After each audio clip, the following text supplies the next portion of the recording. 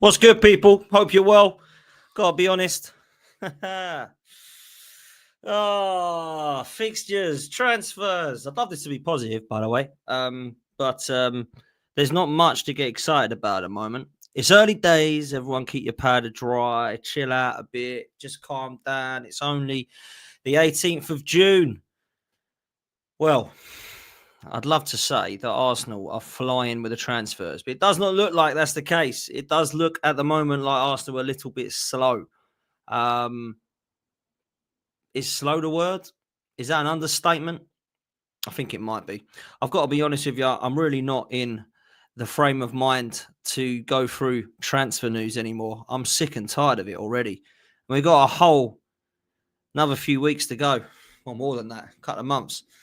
But now that the fixtures have been announced, Arsenal really do have to move quickly. So we're going to be talking about the fixtures that have been released. I know it's a little bit late, but we've been out today. Me and Lee have just done a show on it. We are going to touch on it again. I am going to go through the transfer news. There is breaking news around Romano, so make sure that you are up to date on that. If you're not, we're going to be chatting about the Romano news. We're also going to be talking about the transfer news. Thomas Partey is going to get a mention. Benjamin Sesko is going to get a mention. Gyökeres is going to get a mention also. There is rumours of another holding midfielder that Arsenal are linked with. Yes, another holding midfielder. No, not a winger, not a striker, not an attacking midfielder. Another holding midfielder who sounds quite promising, to be fair. But I'll be excited by that. No, we're not. Hit the likes, people. Make sure you hit subscribe. Big up to all of the mods in the chat. Keep it respectful or they'll boot you out. Make sure that you get all of the likes up, mods. Make sure that you're all following Match Bingo. Make sure that you, if you haven't done so already, have got Match Bingo downloaded. It is very, very important that you scan the QR code up there and get Match Bingo. It is in the live chat now. All you need to do is click on it. Download it, add £5 and you can play. Club World Cup is on at the moment. It is well worth it if you have not got Match Bingo yet whilst the Club World Cup is on, because it does it automatically for you. And there's a lot of people that are winning on this. £150 is what a lot of people are winning. And it sounds like it's quite easy to win. Now, I've literally done a couple of late and I've been so busy myself that I haven't even managed to play it every single game. But the two times that I have played it, I was one corner away from 150 quid. And I had two. One was a substitute and the other one was a VAR shout. And that was from winning 150 quid as well. So please get on it if you want to win money, because it really is cheap and it's a great way to watch the football. It does it for you, so you don't have to tick off the bingo cards while you play it. It just, every time that it happens, you get it ticked off for you automatically through the app. It will give you a bingo card and you can tick it off, and it will tick it off as it goes. So please enjoy that. And do me a favor, let me know if you win, man. Yeah, because people have been winning and they're just like, oh, yeah, I won weeks ago. Hang on a minute. Tell me. Let me know, man. We've had Kenny, big up to him, from a Liverpool fan. We've had Darius win, who's a Newcastle fan. And we've also had a Gooner finally win as well. So please make sure that you're playing Match Bingo. All you got to do is click on the link, download the app, and then add £5 to your account. Just £5. Everyone's got a £5 to play, right? And then go from there. Right, let's do it, shall we? Let's start with the fixtures. The fixtures have come out. And if I'm honest with you, I ain't too happy about them. I'll tell you why. Because the start is horrific. Absolutely horrific. This is the hardest fixture start that we've had in a long time. Last season, we had Wolves at home, Brighton at home, Villa away, City away, and Spurs away. They were horrendous. This is even worse. Why? Because look at those six. We've got to go to Old Trafford, Anfield, and St James's Park. On top of that, we've got to host City and Forest and newly promoted Leeds. Now, a lot of people might say that is not as bad as what people make out. Well, tell me a harder lineup than that, because there's three of the toughest grounds to go to. Manchester City, Liverpool, Newcastle, Old Trafford, and then you've got Leeds and Forest. Now, let me not say this disrespectfully. I would like to think we can beat Forest and Leeds at home. But if we do not sort our transfers out, we're going to struggle big time with these fixtures. Big time with these fixtures. Now, if we're going for a title, I expect to beat Manchester United, beat Leeds, draw to Liverpool, beat Forest, draw to City, and beat Newcastle. That's the bare minimum that I'd expect, which means we go unbeaten in that six. But the way that we're moving and the way that Liverpool and City have done this, the way that Manchester United look like they're getting their business done, we could quite easily draw at Anfield. We could quite easily draw at Old Trafford. Could quite easily lose at Anfield. Could quite easily not beat City at home and quite easily lose at St James's Park, which means that in the first 6, as much as I've been positive saying we could go there and be unbeaten and only drop points at Anfield, we could also quite comfortably not beat City, Newcastle and Liverpool. So that is a tough start. Now, some people will look at it the other way and say that actually you get your best fixtures out of the way first. That is quite a good way to look at it. We do go to Old Trafford, Anfield and St James's Park in the first 2 months of the season. Yes, we'll have to welcome them all again, but at least they'll be at home at the Emirates. And then we've got one of the big ones out of the way, but I think the fixtures are mad. I can't lie.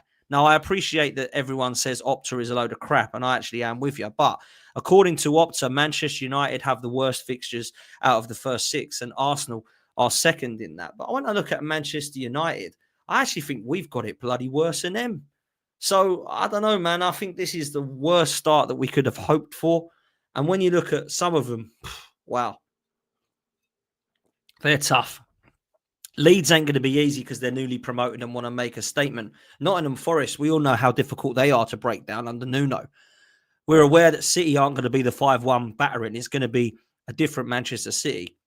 Newcastle, we haven't beaten at St James's Park for God knows how long. And if I'm honest with you, other than a 1-0 victory this season before the one just gone, I can't remember the last time we comfortably won at Old Trafford.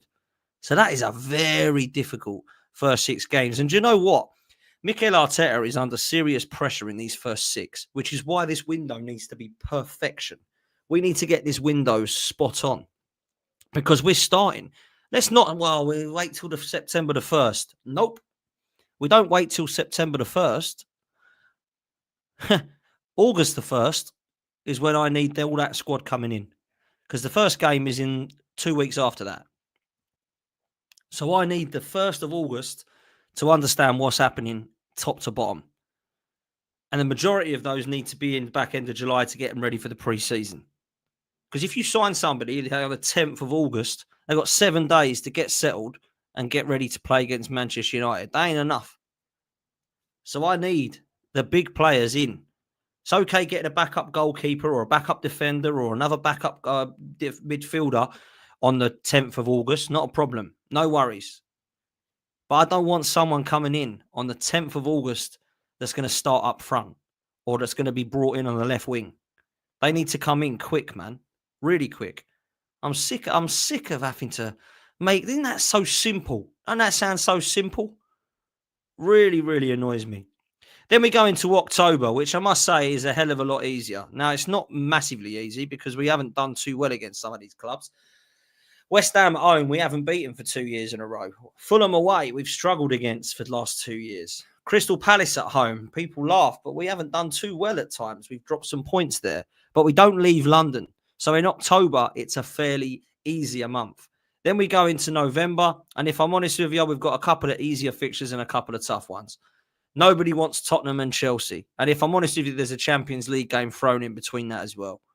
So going to Burnley away, going to Sunderland away, going to Chelsea away with Tottenham at home. If that fixture is at home in the Champions League, we're okay. Because after Burnley and Sunderland, we can stay in London. If it's away, we've got to travel as well as going up to Burnley and Sunderland. I don't want that. But it gets a little bit easier around October, November. December, I've got to be honest with you. If we look right at the start again, yeah, after United, Liverpool, City and Newcastle, I expect to win the majority of these games in October, November and December. West Ham, I expect to beat. Fulham, I expect to beat. Palace, I expect to beat. Burnley, I expect to beat. Sunderland, I expect to beat. Spurs at home, I never accept anything but a win.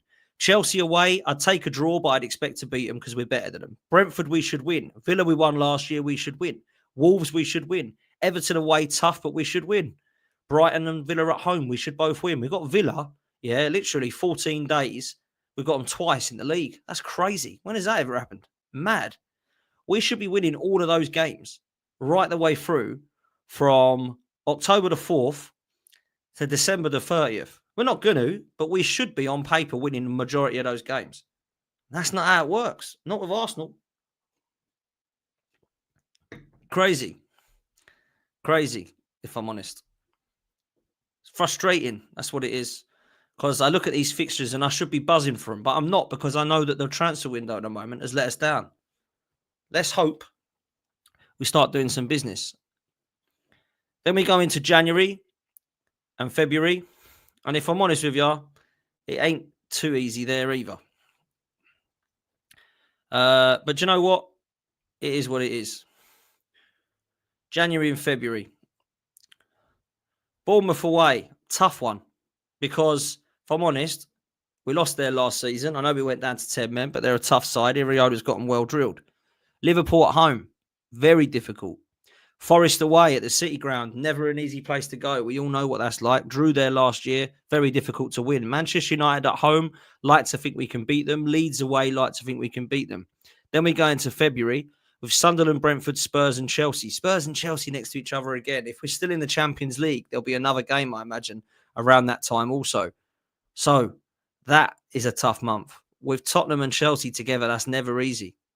But the running after that, March, April and May, I have to say, I fancy us to do well. Brighton, Everton, Wolves in March. You've got to win them 3 games. Yeah. Then you go into the running, which I think other than Manchester City is pretty easy or pretty calm for us.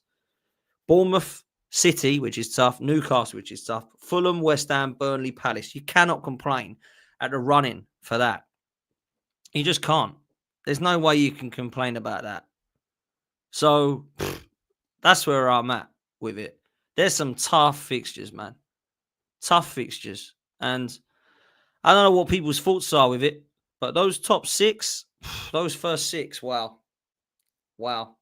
Wolfie reckons he's going to be top of the league end of September. I've seen his fixtures, by the way, and they look pretty good. There is literally only us, I think, that they play in the first 6 that look really tough. The others, I fancy Forest to do well.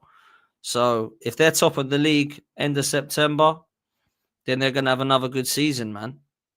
That's the way it is. Got to play everyone twice. Yeah, facts. It's a tough start. It is. It's not an easy start. Last season wasn't an easy start. We ended up getting away with it unbeaten. We ended up beating Wolves. We drew to Brighton with 10 men. We drew to City with 10 men. We obviously beat Villa. And then we went on that run against Leicester and Southampton. And then it started to go wrong between the kind of Newcastle, Bournemouth games where we were losing. This time, very difficult. Very, very difficult this time. Those first 6 games, very difficult. Wolfie's saying get the likes up, people, because I always forget. Make sure you hit the likes. Over 400 in here already. Make sure you hit the like button. Make sure you're subscribed. Make sure that you are getting us towards 50k, which is our next target. Big up to Wolfie every time. Make sure you're following Forest Fan TV. I don't know what people's thoughts are about the fixtures. Got to play everyone twice. Doesn't really matter to me too much. But when you have a start that's difficult and you're already under a bit of pressure like Mikel Arteta is, God, he has to start well. Because if he don't start well, the pressure that's already on is going to be absolutely mounted into a stage where he is not going to be pretty. It's not going to be pretty for him. Let's say, for example, we have a nightmare start. We lose to Manchester United, but we beat Leeds. But then we lose at Anfield. Can't beat City or Newcastle, but we beat Forest. That ain't good enough. We have to go into this season, if we want to win this title, beating Manchester United and Leeds, not losing to Liverpool, beating Forest and Newcastle, and not losing to City. Because if you don't lose against City and Liverpool, we're cool with that. Love to beat them. If you want to go with the title, you can't lose to those teams because they've already got that little head start. It's going to be very, very difficult.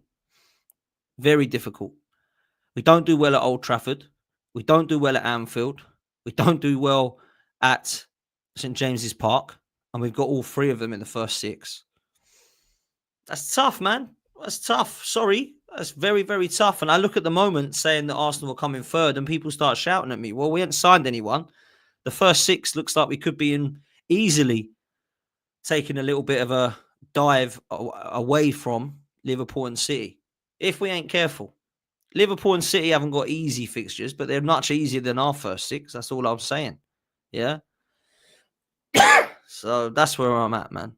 That's where I'm at. Make sure we hit the likes and subscribe, people. Fixtures are out. If I'm honest, I'm not particularly fussed too much, but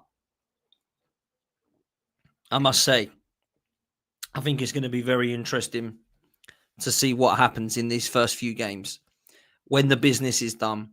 The transfer business now, the fixtures have come out, is even more important for Arsenal, but for everyone. That's what I will say. So let's move to transfers because there is quite a lot to get through today.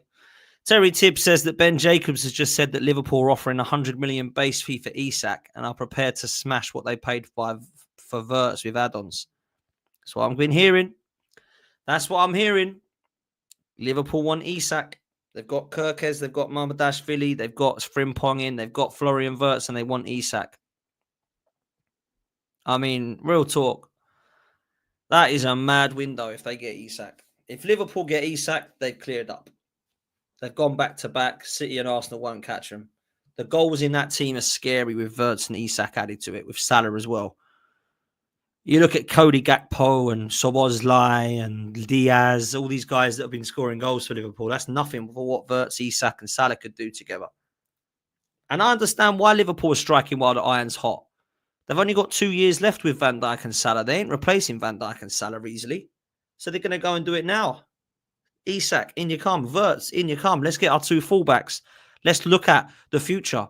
The future for them is life without Alisson, life without Salah, life without Van Dijk. They're going to have to go and do that, right? I totally get why they're doing it. I totally get it. If Liverpool get Isak and we do not go in for him, I will be devastated.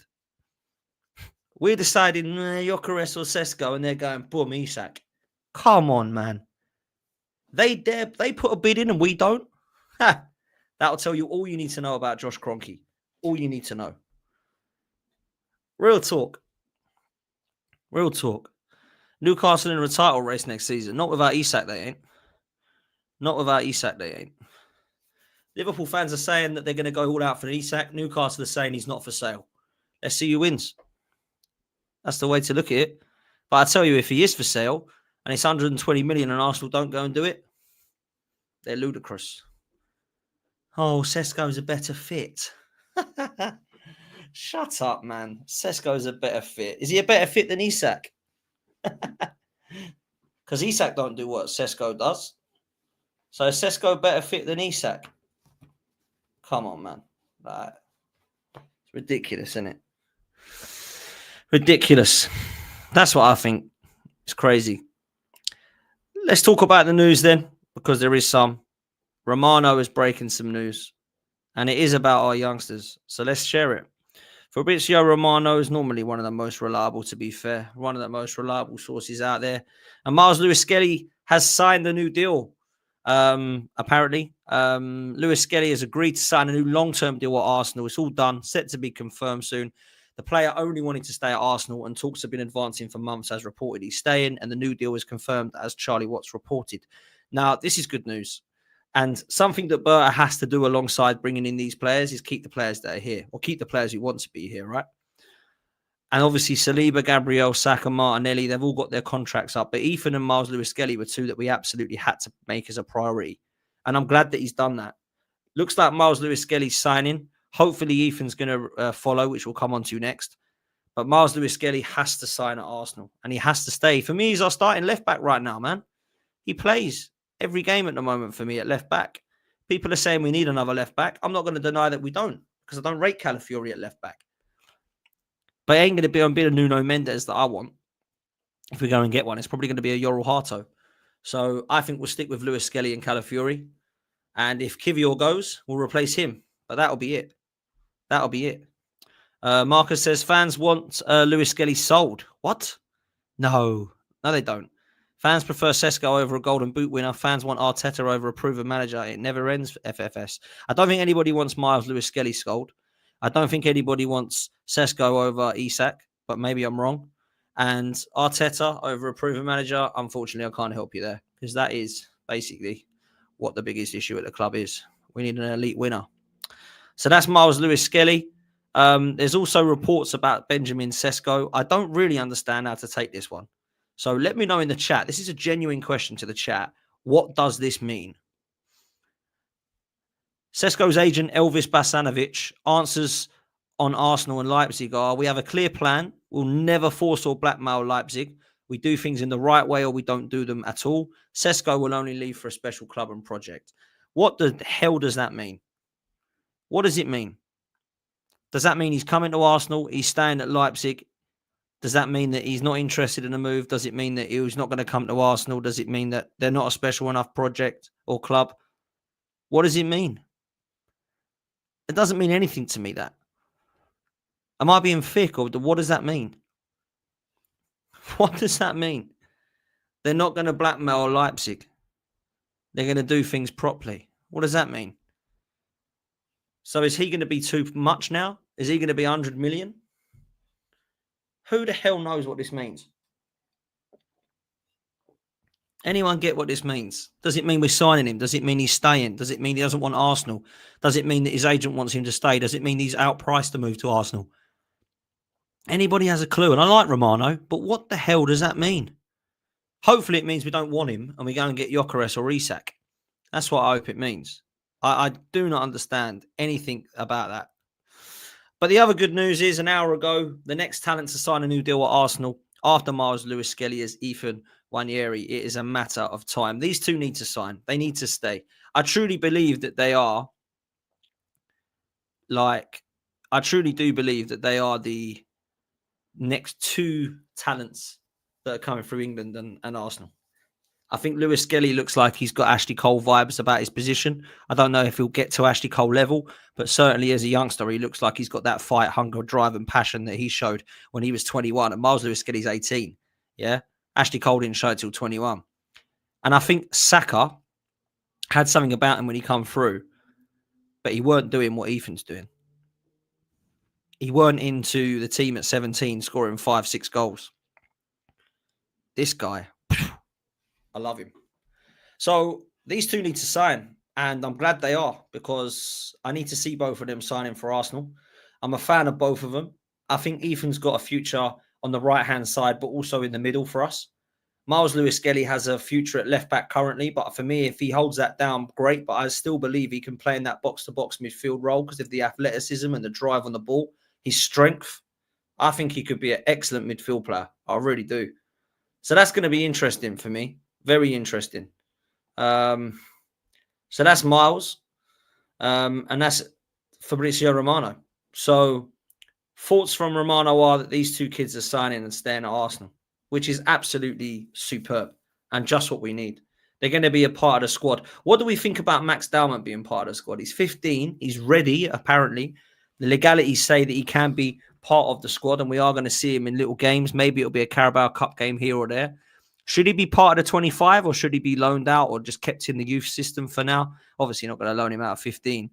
I don't know, man. I think if he's good enough, I'd like to see him and then judge him there. Maybe you play him in the Carabao Cup first game and then see what he's like at 60 minutes and go, yeah, maybe you're not ready. Or he hits it by storm and he takes it by the next level. I think it's going to be interesting. Big fan of him from what I've seen. I've started watching him when he was 13, 14, and I thought, whoa, he looks brilliant. He's only 15, and it's going to be difficult for us to look at that and think that's a signing that needs to come in straight away, or a player that comes in straight away.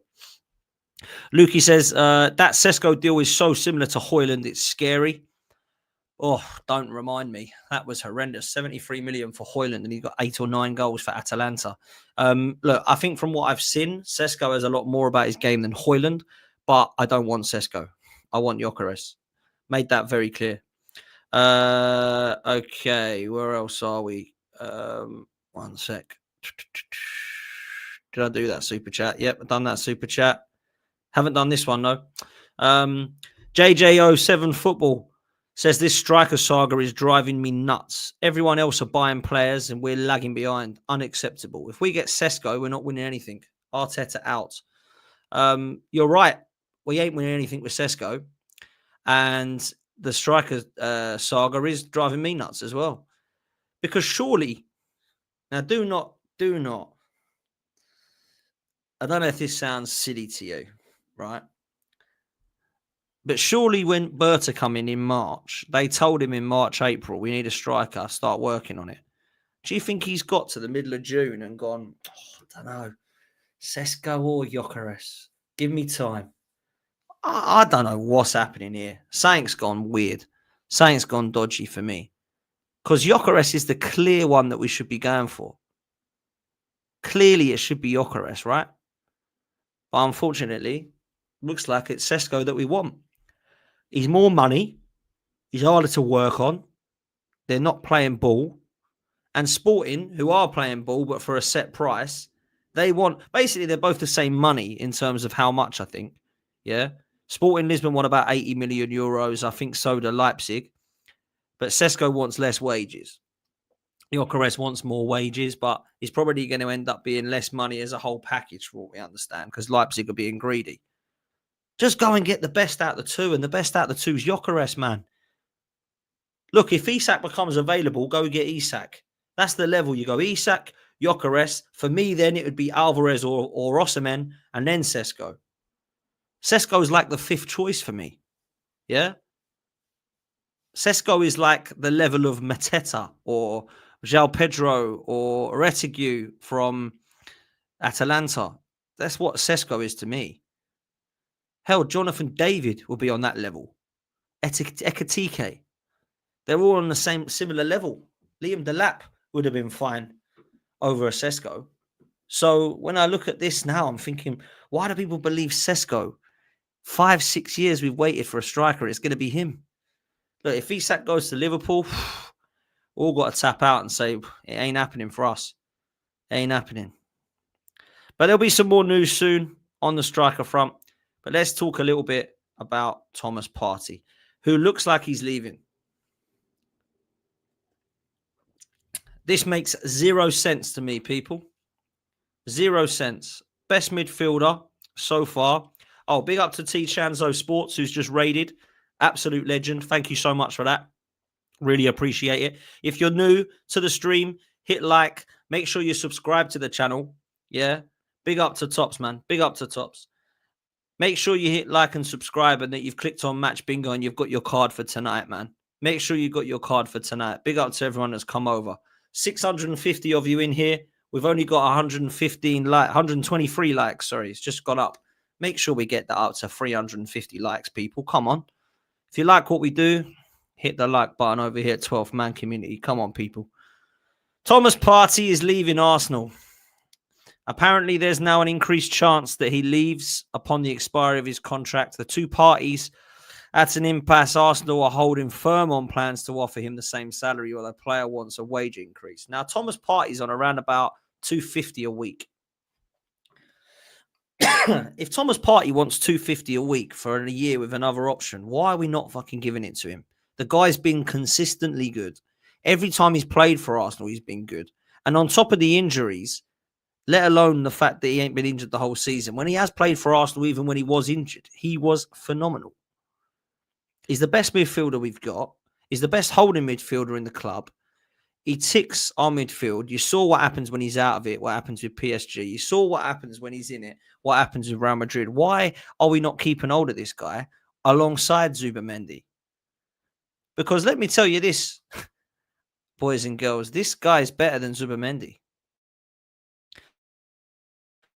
Thomas Partey is a better holding midfielder than Zubimendi.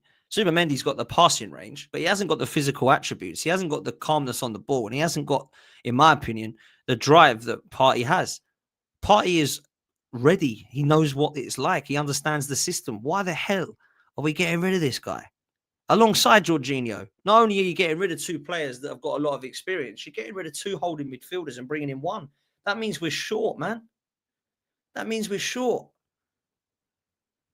I honestly, like, anybody understand why he's going? Please talk to me in the chat. Come on, chat. Explain to me why we're losing Thomas Partey. Why? What are we doing? In fact, let me put a poll. Because I might be on my own here.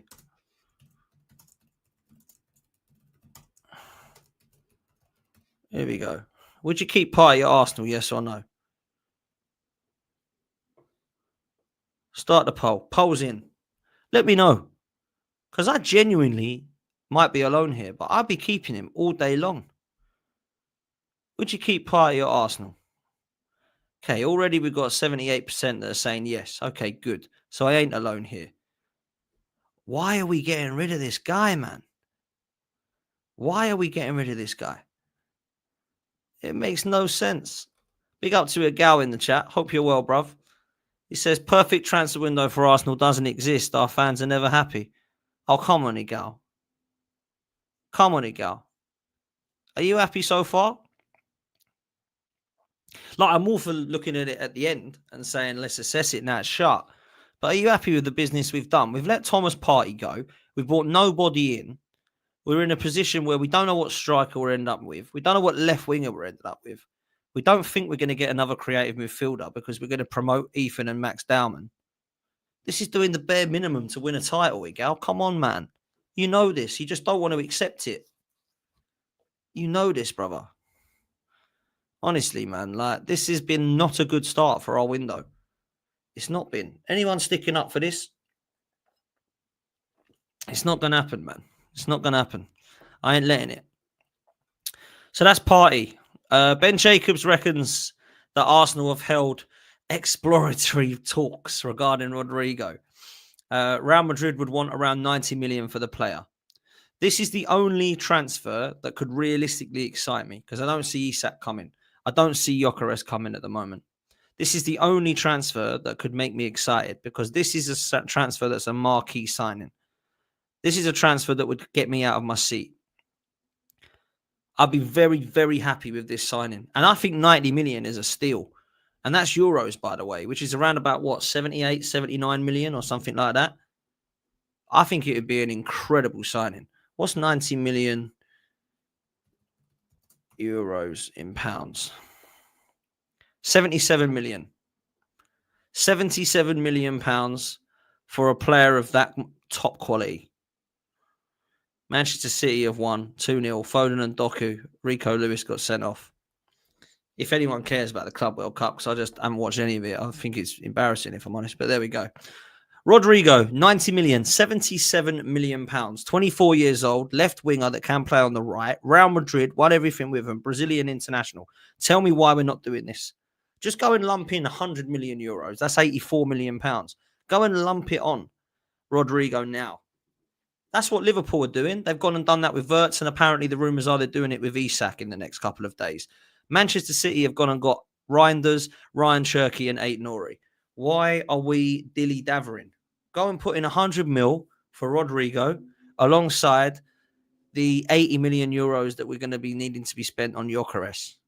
And all of a sudden, yeah, that 130, 140 million pounds is well spent on two players that get everybody excited, calms everyone down, gets everyone excited for the fixtures, and starts looking towards the window and say Arsenal are serious. That's how easy it is to do. Arsenal have got 150 million. They have. So go and slap 80 million down on Gyökeres and 100 mil down on Rodrygo. Just go and do that. Go and do that. 180 million euros, 154 million. There you go. 154 million pounds on those two players. Go and get it done. Why are we mucking around, dilly-dally, Nico Williams, Sesko? Would you rather have Gyökeres and Rodrygo or Williams and Sesko? Is that even a question? Because some people will probably want Williams and Sesko because Arteta wants him. 73% of people want to keep Partey. I'm ending it there, right? Let's do another poll. Let's do that very same question I've just asked, right? Let's do that very same question that I've just asked. Would you rather? Let's play this would you rather game. Sesko and Williams or Gyökeres and Rodrygo. I'm genuinely interested because the amount of Arteta lovers that will probably go Sesko and Williams here. Oh, because Arteta wants him. That means I want them. But who's the better two players? Who's the better two players?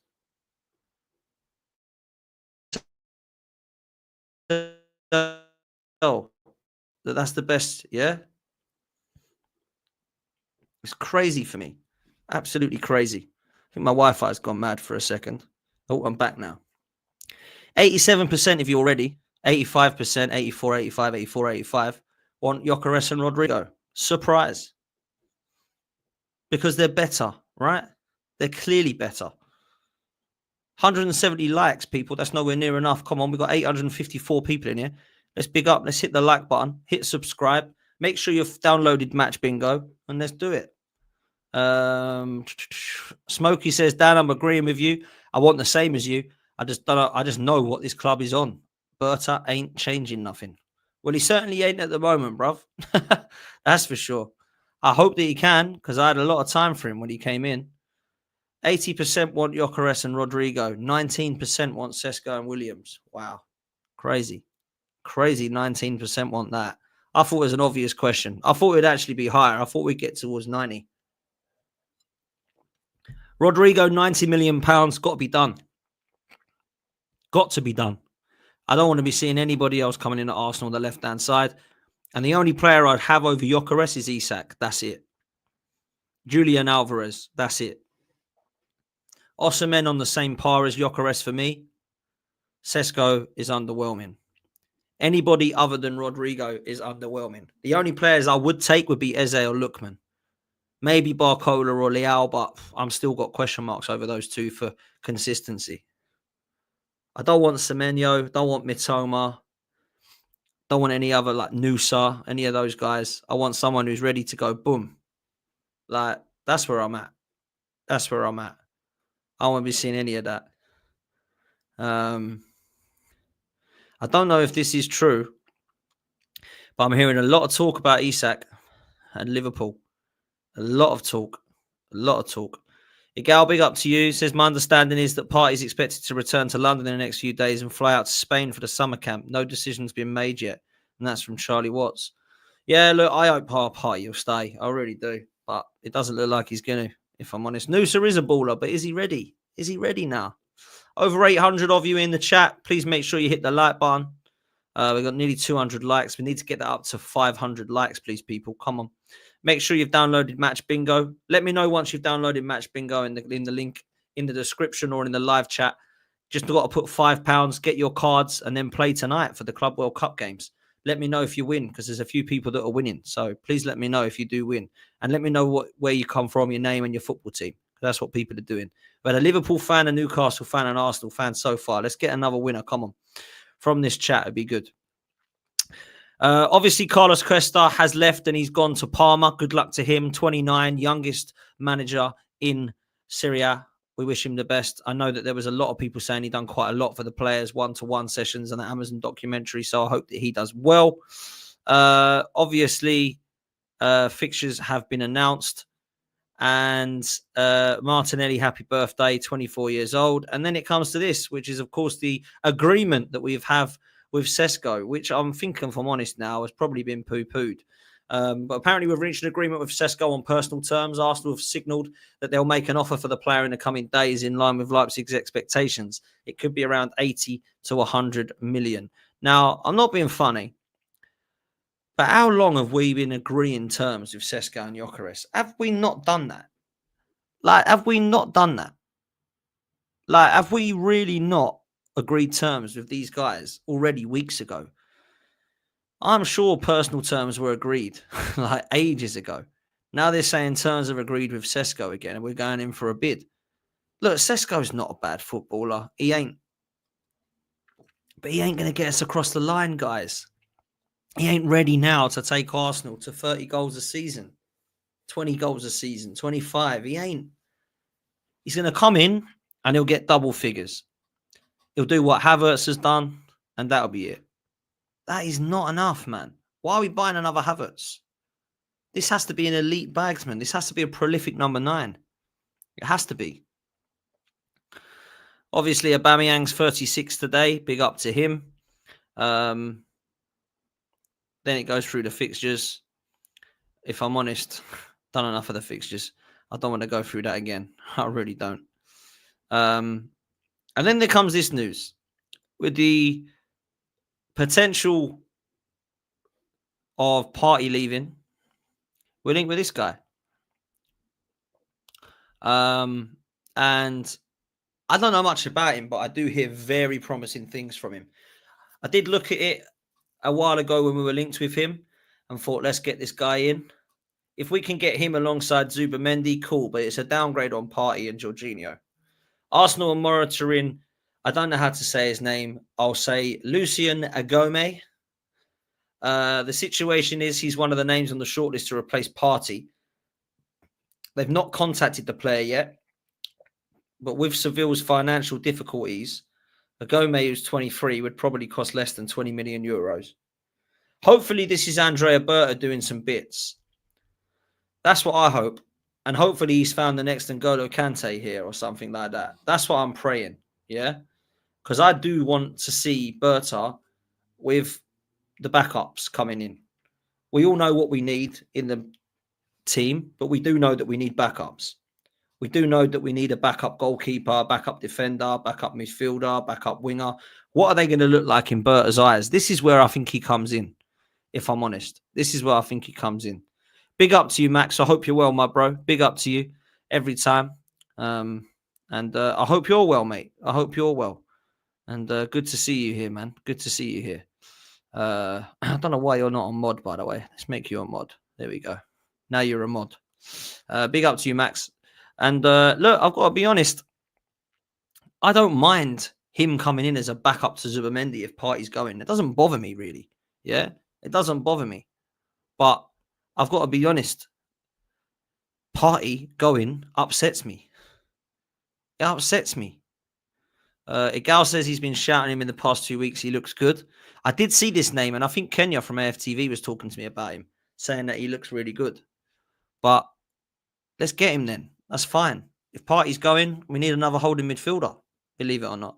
So go and get him. If he's 20 million euros, then it's done. I must admit, Thomas Partey leaving, Zubamendi coming in, Jorginho leaving, and Agome coming in potentially. Is Partey and Jorginho better than Zubamendi and this guy? I think they might be. I'll tell you someone from Seville we don't want. Sambi Lokonga.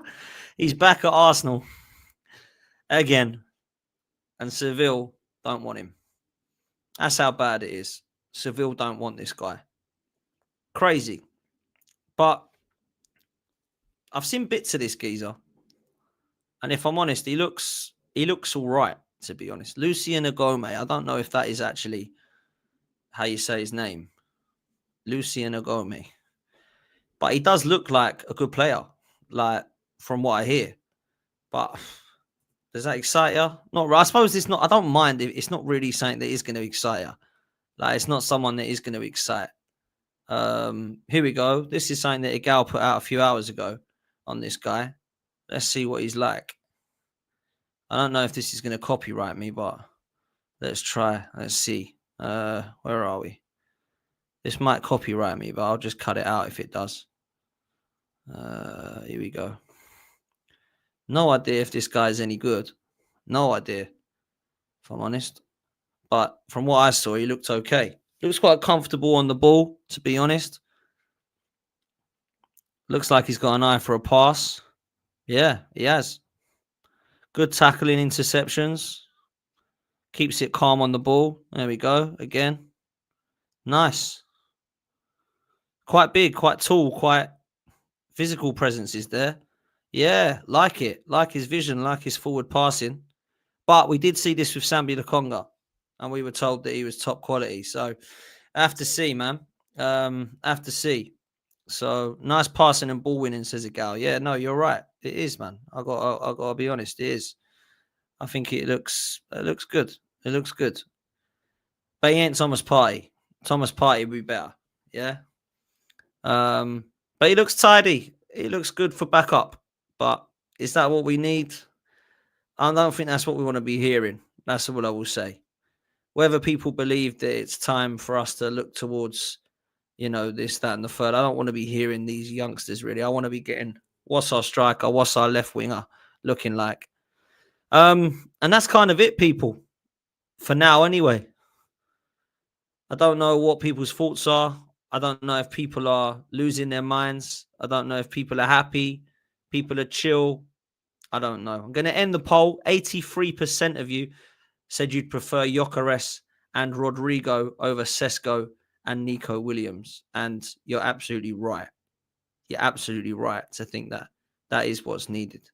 Let's see who's live at the moment. And let's give a little bit of a redirect to someone.